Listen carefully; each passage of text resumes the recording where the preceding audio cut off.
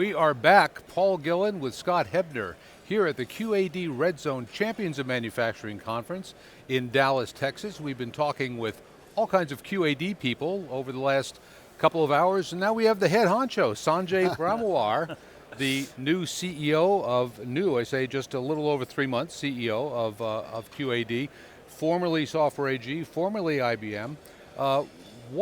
First of all, thank you for joining us, spending some of your valuable time today with us. Well, it's a pleasure being here. Thank you so much for joining us here and being here at our Champions of Manufacturing. It's the first Champions of Manufacturing event, so we're really happy to have you here. You're making some big changes. You came over from Software AG, $1 billion company. This company is around 350 million or so. What attracted you about moving to a smaller company like this? Yeah.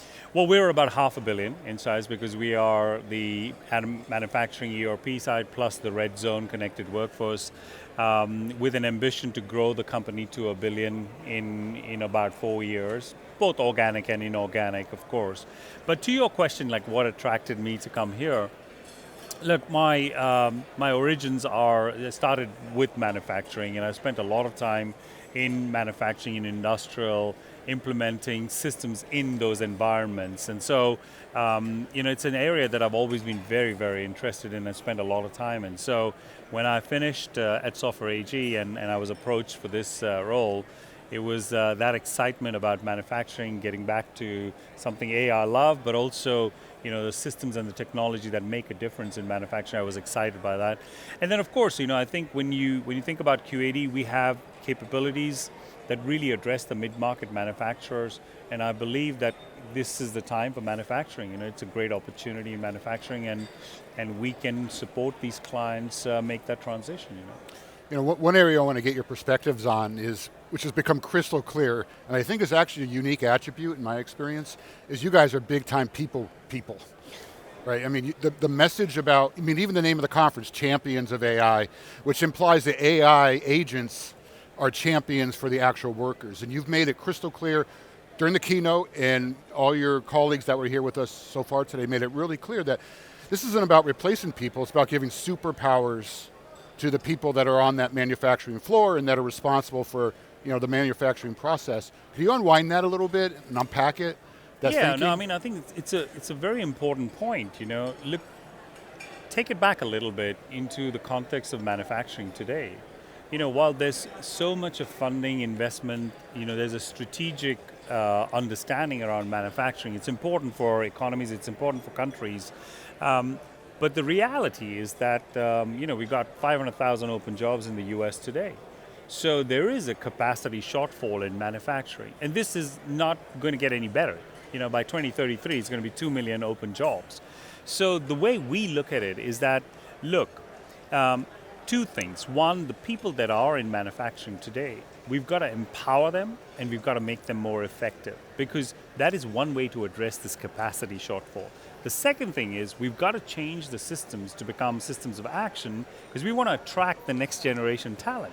And you're not going to attract these next generation talent with these green screens and old systems, right?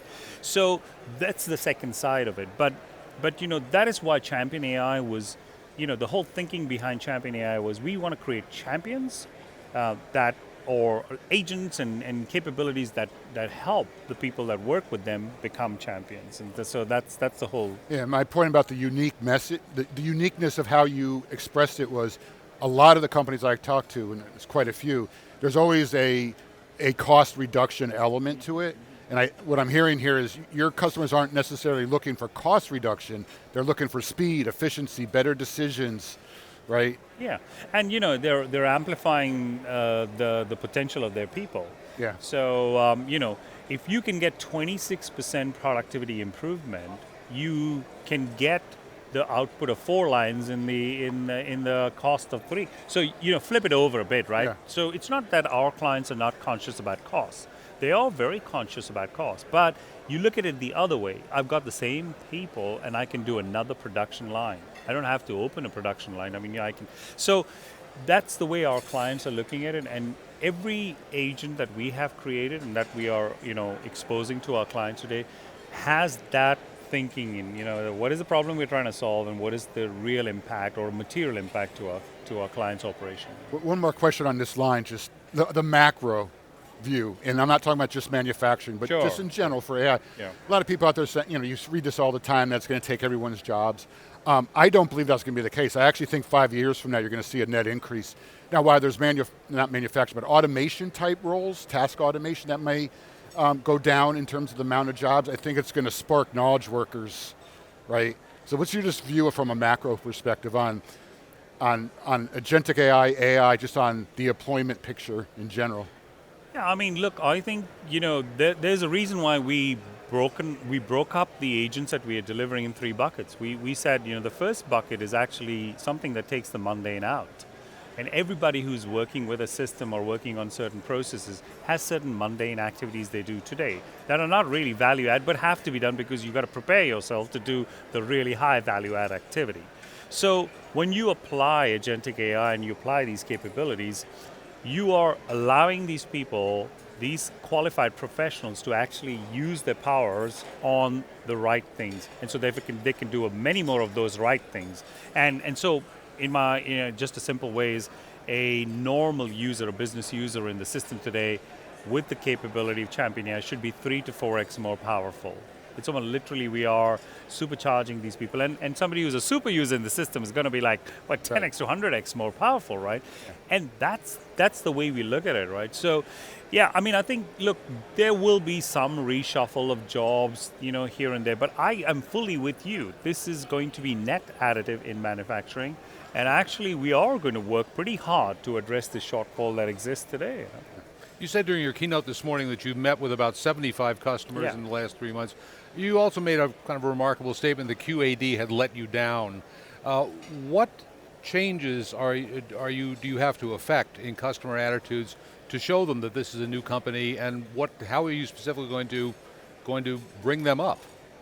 I mean, I think first of all, I think it's really important that you listen to your customers and you try to not take away the messages that you want to hear, and so I tried very hard to just try to get unfiltered messages from my customers on what is it that they are experiencing today. I did not read from one of those 75 customers that they did not love QAD. I got the love, they love QAD. They have been loyal to QAD. But they wanted to tell me also saying, hey, for the last 3-4 years, we are missing that attention, that quality of the product, that response time, that innovation, that keeping up with pace with what we are facing in our environments. How do you deal with those challenges? So I took those messages straight. I took them the way they said to me, and I synthesized that into, hey, we've got to step up the game here. We need to match up to our clients' expectations or exceed those expectations. And that's how I brought the whole company together and said, hey, it's not acceptable to me that our clients feel like that about our product. So to answer your question, the first thing is the product. For me, everything starts from the product. If you are not able to create high quality products or innovative products, then everything else becomes a slog, honestly, because you can't sell your way out of it. Is that a problem you have to address? No, this is what we've been working, right? So for the last 6 months, we have worked tirelessly on making sure that our product quality is at the level that we can stand confidently in front of a client and say, hey, we believe this can be deployed well and it will hold its ground very clearly. And I'm very confident about that now. That's number one. And then number two was I pivoted the company very quickly within a couple of weeks to agentic AI because, it was becoming very clear that the way of engagement, the way of interacting, it is going to be through this agentic layer. So either we do it ourselves or somebody's going to disintermediate us and come up with an option for my clients. So it was clear, we moved very quickly. We are so pleased with what we have built with Champion AI. Obviously, we haven't done it on our own. We've built it with partners. I announced the partnership with AWS today and with Boomi on the integration front. These partners have been instrumental in supporting that speed to get this within 6 months ready and to be able to demonstrate to our clients. So absolutely, acknowledge that we let it go. We did not keep the attention to that expectation from our client. but this is what it is. And the conversation with Troy also, you can have setbacks in life. Companies can also have setbacks. We had a setback. We understood it. We've taken it, and we are fixing, and we are on the right path now. And clients appreciate that. They appreciate the honesty. They don't want to hear marketing messages. They want to hear the truth where we are today. Of course, it's easier for a new CEO to say it when you come in because you can see it. But I think part of it is not just saying it and then not doing something about it, And so the proof of the pudding will be now when we see the feedback from clients. But I think we have brought ourselves to the right place now. Another message that came out clearly today was the need for speed. Yeah. What are you doing internally to spread that message and to get the organization centered around speed? Yeah, and very good question, because it starts from your own organization. If you don't have the sense of urgency within the organization, and we don't simplify within the organization, we're never going to be able to deliver that speed to value to our clients. So, part of the work that we've been doing for the last 6-8 months is simplifying the organization. Making it clear within the organization, what is it that we are trying to do? What is our objective? What is our vision? What is our mission? How do we get there? These are some of the things that if they're not clear in an organization, you end up with a lot of ping-ponging between different teams. And so first thing is to clarify and make clear what are we going to do and what we're not going to do. That's part of one of the things we've done. We've taken decisions of things we are not going to do. And that makes it simpler for people to say, let's put our attention to that. Number one. And number two is making sure you can hold people accountable. That's a very important part of being able to move with speed, and be able to deliver things. So we've created that. We brought some new talent. I've changed quite a lot of the leaders, I have to say. I brought in people with great experience, both on the content and the product side, but also on transformation. How do you deal with this kind of a situation? And that makes a big difference, because when you bring in a A-plus player, they then look at the organization and bring the whole level of the organization up also. So that has been part of it also. So we've heard so far about Redzone, Adaptive ERP, Champion AI, and Champion Pace. Could you bring that all together and perhaps how it comes together for a customer, and then how all your customer conversations shaped that? When you think about a manufacturing environment, you have to think about it in the sense of maybe 3 core elements, right? One is you have processes that define what do you do in a manufacturing environment, end-to-end processes, right? Number 2 is you have systems that support those processes, systems that will record transactions, store your data, execute on your orders or your billing, shipments, etc. So that's the number 2. And then the third thing is the people.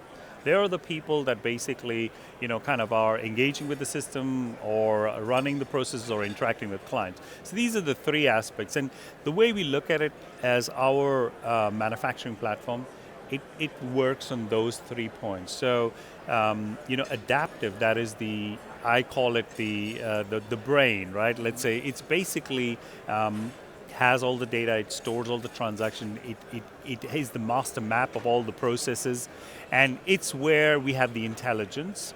Then we have Redzone that basically, takes all of the information from that intelligent layer and brings it not through tons of BI reports or, lots of dashboards and anything. No, it takes it directly on a mobile device, iOS or Android, and it gives that information about OE, your downtime, your next changeover, your who is available, who's not available, is somebody performing well, not performing. All of that information is available to that production worker at the point of work, which is so relevant and important, because if it's not available at the point of work, often in manufacturing, things move so fast, you cannot take action. You then leave it aside and you say, okay, tomorrow or day after, when the next shift, when we get time, we will address the problem. With Redzone, you're addressing the problem there and now, So that's the second part, which is empowering the frontline. And then the third part really is, how do you get that intelligence and how do you enable that? And that's the agentic layer. And the agentic layer is across both. So it's across the ERP as well as the Redzone capability. And this agentic layer will keep building and growing. And the way we've designed it is that in some ways, it is agnostic to the ERP or the connected workforce capability it's using.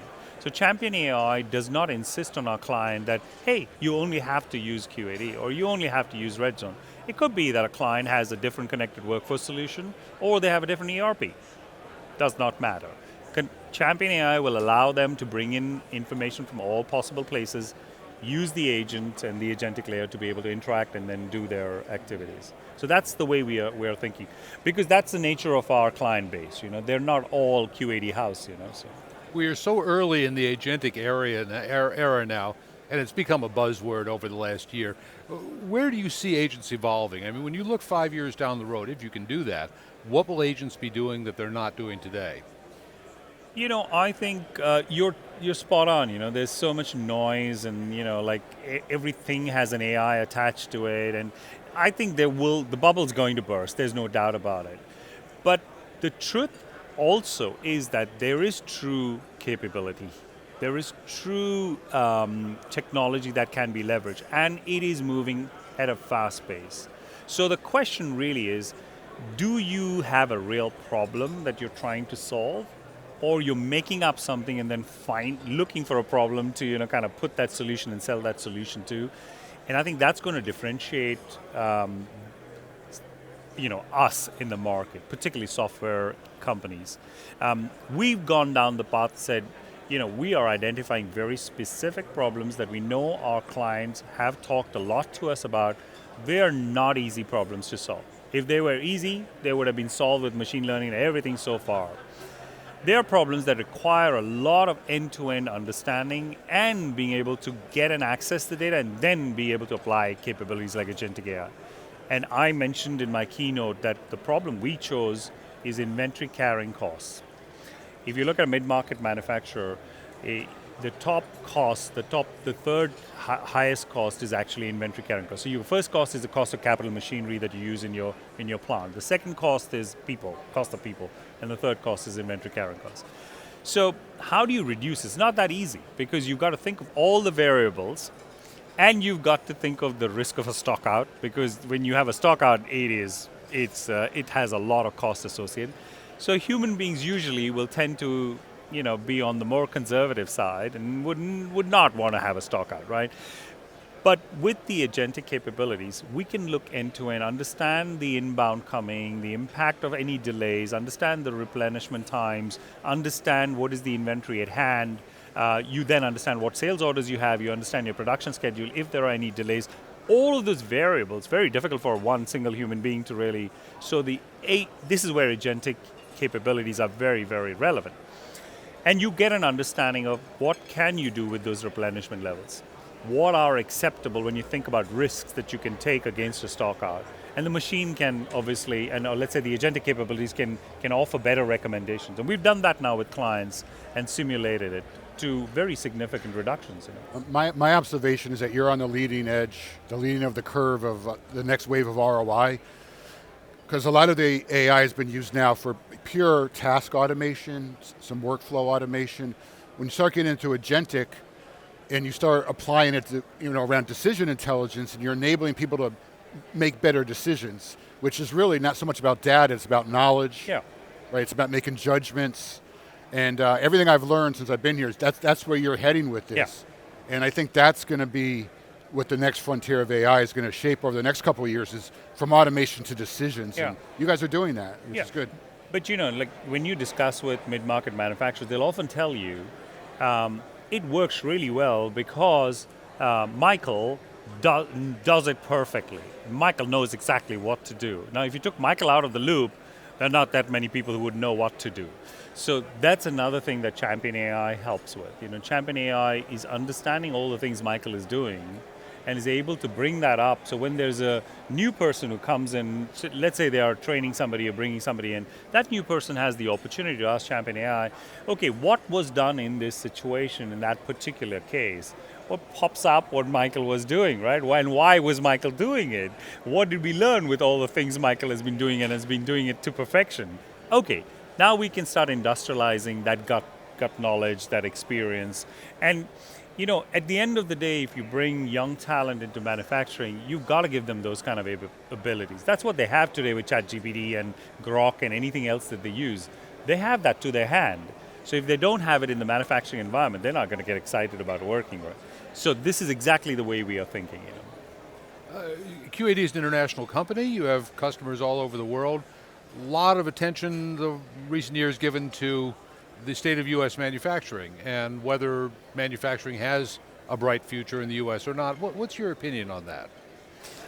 Well, I mean, first of all, I think there's clearly a lot of investment flowing into manufacturing. The numbers are mind-blowing, 2 to 3 trillion. Now, till you see that flow down and really get manifested, it takes time, of course, because manufacturers don't move like so fast. They need to understand all the variables, and then they make decisions around facilities and production lines and where to open them or where to close them. So I do think we'll start seeing the manifestation of that in a while. But to answer your question, I am very bullish. I feel that there is an absolute clear understanding in both the economy as well as in the government that manufacturing is strategic for the U.S. And that plays to obviously the strength of all the audience we had today, but also to what we are focused on. QAD is maniacally focused on manufacturing. So we are very optimistic about that thing. We also understand there is a big shortfall in capacity in manufacturing, and if we can bring solutions that address that shortfall and help manufacturers deploy faster, bring these capabilities quickly, they will be also using that investment and those dollars coming in much faster, and be able to respond quickly. So I do think I'm very optimistic. I think this is going to be very good for manufacturing in the U.S. Also, we are very excited about playing an important role in that. All right. Sanjay Brahmawar, thank you so much for taking some of your valuable time at this event. A lot of people want to talk to you. We're grateful to you for spending some time Thank with us. you so much. Gents, it was fantastic catching up again, and really appreciated having this chat with you. Thank you. A lot of energy at this conference. We'll be back. This is theCUBE. Paul Gillin with Scott Hebner from the QAD Redzone Champions of Manufacturing Conference in Dallas. This is theCUBE, the leader in technology, news, and analysis.